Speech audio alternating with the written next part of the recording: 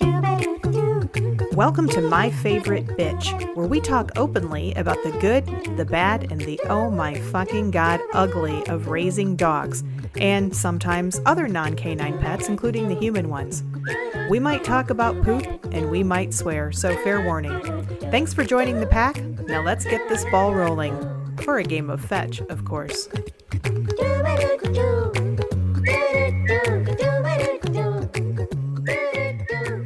Hey everybody, welcome to My Favorite Bitch. This is the podcast where we share honest tales about the good, the bad, and the I'm just gonna send you to fucking boarding school ugly of raising dogs and other pets. I hope everybody's doing well. Thank you for joining today. I'm your host, Beth Campbell, and as I'm looking at this on my video, I just realized that I have a lot of fucking gray hair. I have like the reverse Bride of Frankenstein thing going on my temples of gray. And I realize I've got my hair down today with my hat on if you're on audio only. And I've got several inches of gray shooting below the brim of the hat. So, well, welcome to my glory years.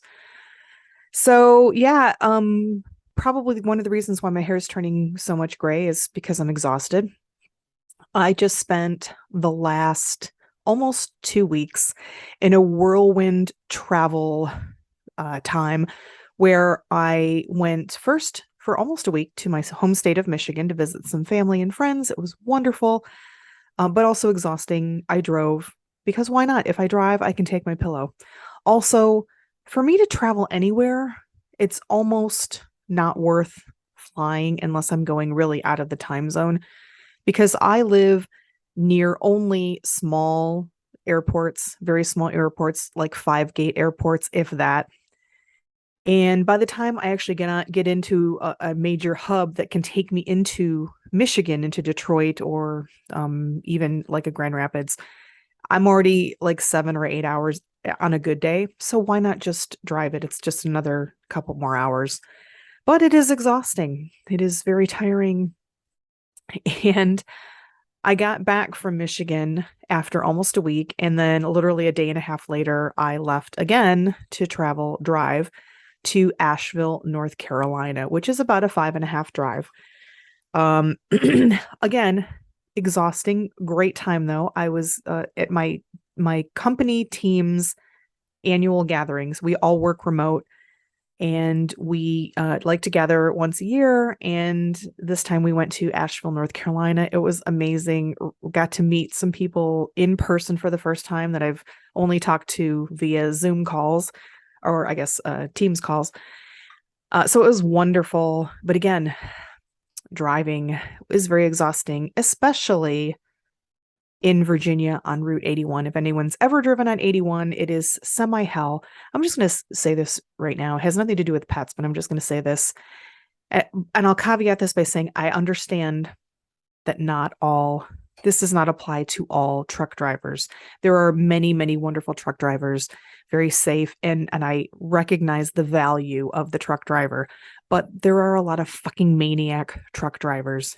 And I experienced 2 traffic events on which should have been a 5.5-hour trip from Asheville to my home in Central Virginia, turned into an 8-hour event because I hit 2 major traffic events that were semi-truck related. One being the second one after the first one, the second one being an entire 1-hour standstill, literal 1-hour standstill. I was 0.1 miles from an event where a semi-truck had some issue and spilled something in hazmat and like major, like 4 tow trucks kind of a thing. So it's exhausting. I find driving, especially on those kinds of highways, very, very exhausting because you're constantly on alert. Semi-truck drivers literally a couple of feet away from you, and you're like, are they going to stop? Because we're going so fast and I can't go anywhere. I mean, it's heavy traffic, right? There's no longer any concept of traveling within a safe stopping distance, right? This is what I learned back in the 80s when I was learning to drive, that you keep a distance behind the car in front of you, because if they stop quickly, you have to be able to stop too. And the semi trucks just don't even do that. And people talk about, well, don't brake check a semi truck. I would never try to brake check a semi truck, but I also would like the semi trucks to fucking stay back a little bit so that if I have to put on my brakes because the car ahead of me does, or something happens, that they're not going to ram into me because they're 2 feet behind me. Anyway, that's my little rant. And I apologize to the great truck drivers who don't do this, because I know there are many of you, but sometimes. So trip to Asheville was wonderful other than the drive, and it is exhausting. Literally, I got back from Asheville and the very next day. So I got back around 6 p.m. and the very next day, my husband and I drove to Roanoke, Virginia. Fortunately, Roanoke, Virginia is just a couple of hours away. And we just decided we were going to go. They have a really great light show at this place called Explore Park. It's up in the mountains, a lot of hiking trails. And every year they do this amazing light show, Illuminates. And we said, we're going to go. We're going to spend the night. So we head off in the morning. And then we're turning onto one of the main roads, just not far outside of our subdivision. And we notice that there's quite a bit of traffic. Sure enough, we finally are able to turn after some delay, and we find at the light up ahead there are signs that are directing folks to detour off of Route 81 onto Route 11. Route 11 is the back road. Now, I'm just going to offer this. If your Department of Transportation already has signs readily made directing people from your highway to an alternate route, that is some indication of how often the accidents do occur. So we followed the detour signs. It just happened to be the same way we were going because everybody else was going Route 11 to bypass whatever this event was on the main freeway 81. Fortunately, it only lasted, maybe 10 miles, and then everybody diverted back onto the highway and we were fine. But it turned out to be, as I'm going to go back to my semi-truck rant, a semi-truck trying to go from a major route 64 to 81 on the ramp, which was an overhead ramp. So it was a ramp that was going over the opposite highway, one highway going over the other. Somehow, for some reason, unknown to me, went through the guardrail and actually went over the bridge onto the oncoming traffic below, landed on top of a pickup truck. The pickup truck driver apparently died at the scene, and the truck driver and one or more others were very seriously injured. And it closed down both north and southbound Route 81 for, I'm going to say, at least 4 hours, because this occurred at 6 a.m. We were driving around 9 a.m. and it was still going on. So, again, travel is exhausting, but we had a great time in Roanoke. Beth Ann, what does all of this have to do with pets? Well, the reason that we are able to do so much traveling, or that I'm able to do so much traveling in the past couple of weeks, is because our lovely silver Labrador, Miss Moxie Blue Yule, is at board and train right now. She is in summer camp for dogs, staying with a nice woman who is a part of this training organization called Off Leash Canine Training in Blacksburg and Roanoke. So this is in more Western Virginia. If anybody's interested, if you're in the Virginia area and you just want to see what it's all about, what they do, maybe you're interested, go to their Facebook page. It is facebook.com/OLK9 Blacksburg. So that's OLK9 Blacksburg, or you can just search Off Leash Canine Training Blacksburg Roanoke. But I found out about this great training group through my good friend and former neighbor, Britt. I used to live next door to Britt and her family, and Britt has a dog, and I'm probably wrong. It's a something doodle. His name is Otis. He's adorable. And when I lived there, they sent Otis off to 2 weeks of board and train, which I had never really even considered as a dog parent for many years. So yeah, she said she sent him off, and they worked on some basic training. And when he came back, he was just like, so much better. So, when I got Moxie, I did my very darndest and best to do training with her on my own, but that's a difficult thing to do. I have a full-time job. I podcast, I write, I have, a life. And so while I did quite a bit of training when she was younger, before we were doing our daily walks, once the walks kicked in, now we're talking an hour to an hour and a half a day of exercise. So it's a little bit harder to find that time to really devote a significant amount of time and effort to training. So we did a lot of training, and we continue to work on training. But there were a few basics where she really needed some help, and I really needed some help. So no shame in reaching out for help, folks. If you're out there and you're struggling with your dog training and thinking, as I did when I raised, as I've talked about in previous podcasts, why can't I do this? Stop beating yourself up. If you can afford it, go look into some training. If you can't afford it, look on YouTube and find some training, and maybe devote some time. I am very lucky, fortunate that I was able to afford a board and train situation. So that's what we opted for.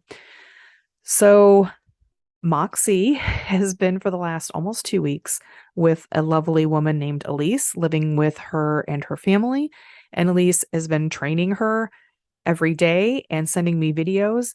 And I will say, just based on the videos alone, she's not back yet. Moxie's not back yet, but I am fucking floored at the progress. Some of the things that I needed help with for Moxie, probably the main thing was her greeting other people. And usually other people, as we are walking, included other dogs. She actually did okay with other dogs. She actually can meet other dogs and remain relatively calm. But as soon as the humans express any interest, or she notices them, or she gets done with the dog and then wants to go on to the humans, it was insanity. Choking. I mean, and I've told you, she wears a prong collar. She wears a pinch collar. So, but it almost didn't even matter. I would step on her leash, and that was really the only way I could get her to calm down. So, and in defense, people, when you are meeting a strange dog or a dog that's not yours, do people a solid and really do the Cesar Millan no touch, no talk, no eye contact methodology, because it is really hard to train a dog when people that you meet think, oh, she's so cute, and they get the high pitched voice and they're very animated. It's really, really hard to work on training. Not that it's your fault, but it is very helpful. I appreciate those people who just have a very low key energy and they don't pay attention, because honestly, it takes literal seconds for Moxie to calm down with those people, but other people, no. And if your dog is excited and you're excited too, and you're like, oh, look, she's so cute, well, it's all over. So that was probably the biggest thing, because that's embarrassing. I'm sorry. It is embarrassing when you're really trying to train, just not being very successful. And then you meet someone and your dog is basically like choking herself on a prong collar, jumping up and down, practically pushing old ladies down who are walking their dogs. The same would happen when we go to the pet store. So there are a few places where you can take your dog, and the pet store is one of them. And she loves going to the pet store, and they love her, right? But again, people are already in a mode of, oh, look, a puppy, I'm gonna, she's so cute, oh my god, a lab.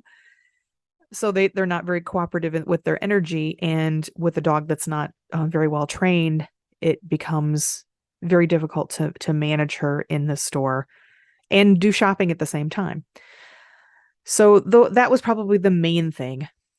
Secondarily, a little bit of pulling on the walk. She's actually a pretty good walker, but there were times when she would pull a bit. She gets into more sniffing, less walking. And when she has her nose on something, oh, bye-bye, you're done. It's over. She's like a dead weight. She's like a cement block, trying to pull a cement block along on a road. Not fun.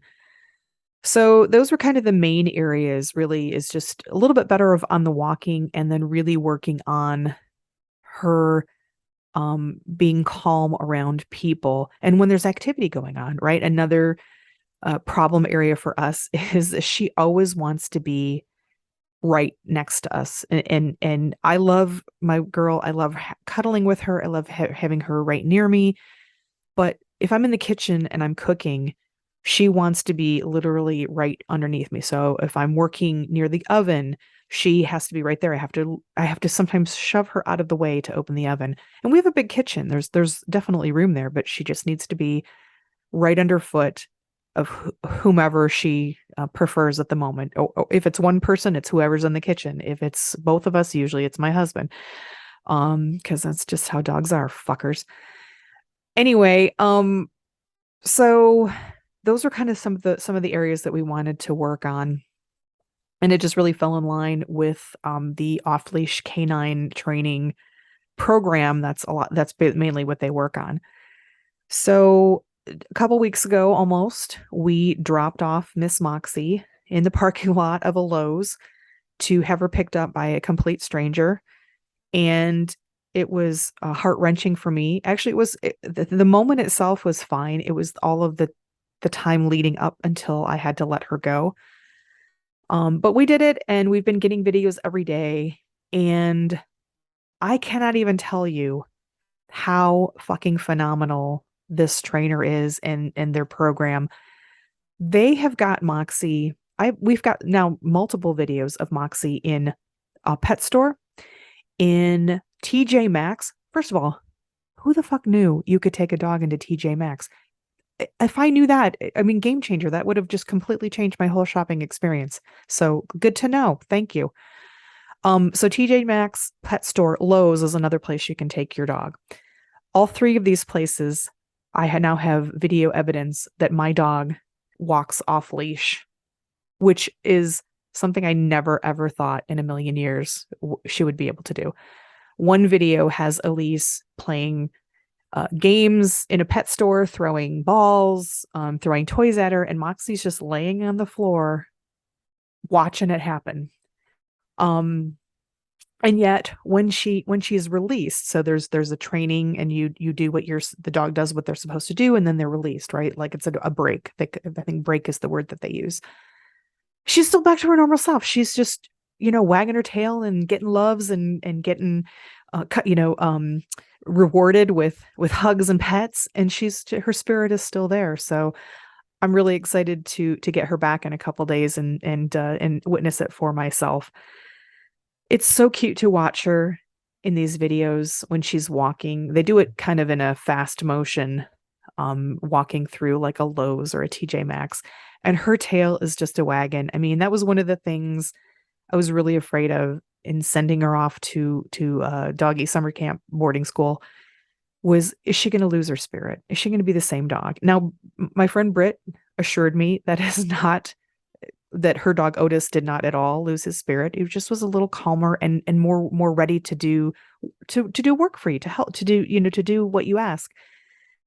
So she certainly has not lost that. I can just tell in the videos that she's very happy, and her tail's just a wagon, and I'm just really excited to get her back because, frankly speaking, my friends, and I talked about this on a recent episode about, the subject was, why do we have dogs? It's just a crazy thing that we have these four-legged furry creatures that cost money and causes aggravation.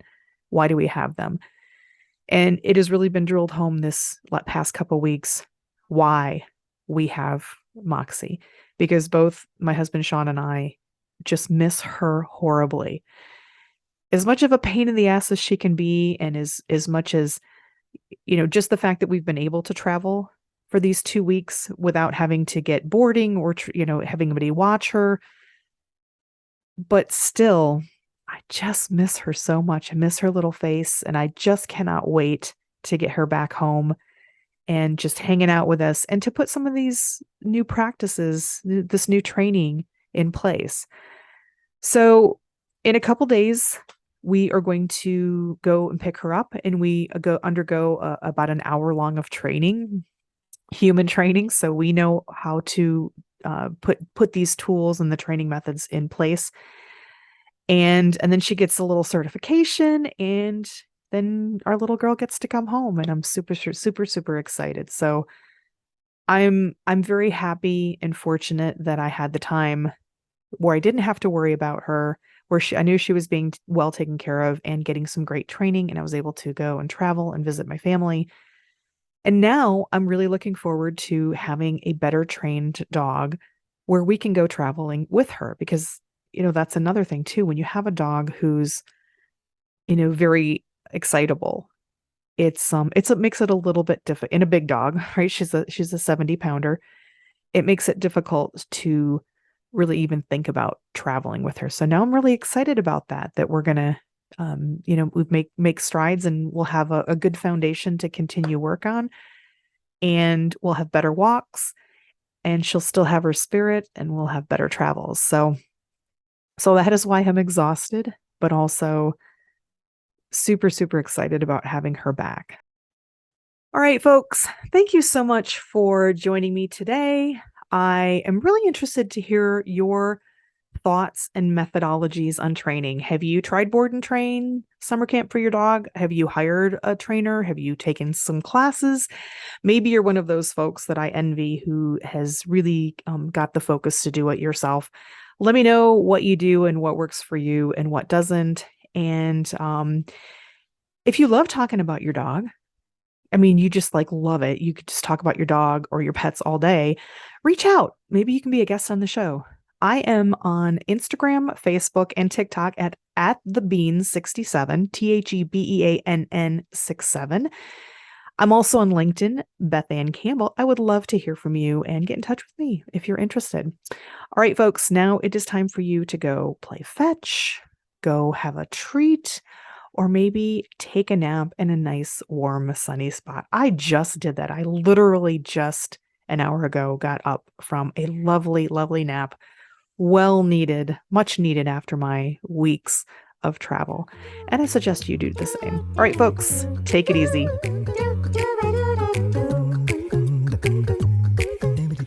Thank you for joining My Favorite Bitch, where we don't hold back about what it's like to raise that little fucker of a pet.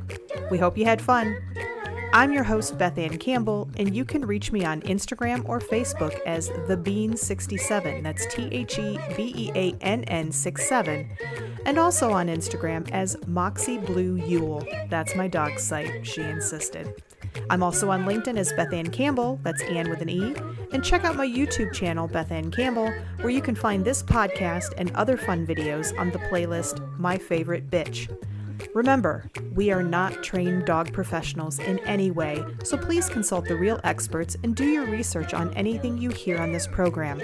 We barely know what we're doing.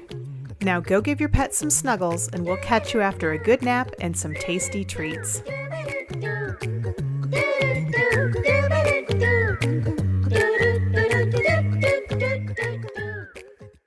My Favorite Bitch is produced by Beth Ann Campbell and is a product of Beth Ann Campbell, LLC, all rights reserved. Go fetch, Moxie. Good girl.